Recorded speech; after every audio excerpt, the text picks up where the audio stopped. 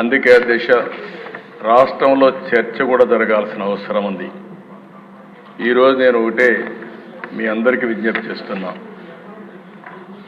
నిన్న మొన్న మనందరం కూడా మాట్లాడుకున్నప్పుడు కొన్ని డిస్కస్ చేశారు. నేను నా రాజకీయ జీవితాల దిశ ఇంతవరకు ఎప్పుడు కూడా హత్యకు మళ్ళీ సమాధానం హత్య అనేది నా ఉద్దేశం కాదు. ఎప్పుడైతే కక్షకు మనం పోతామో అక్కడి నుంచి ఇది రావణాసుడి కష్టమారిగా తయారవుతుంది. నేను ఇక్కడ తప్పు చేసిన వ్యక్తుల్ని ఎట్టి పరిస్థితుల్లో వదిలిపెట్టాం. తప్పు చేసిన వాళ్ళని చట్టపరంగా శిక్షిస్తాం, దాంట్లో సందేహమే లేదు.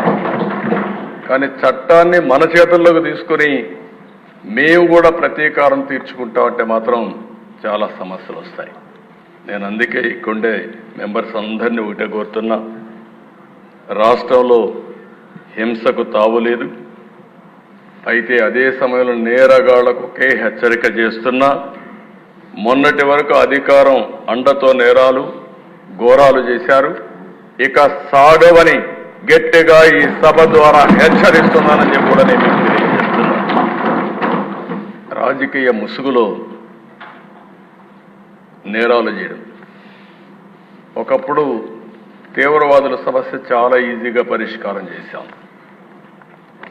ముఠా నాయకుల సమస్య నాకు కొద్దిగా ఇబ్బంది కలిగింది.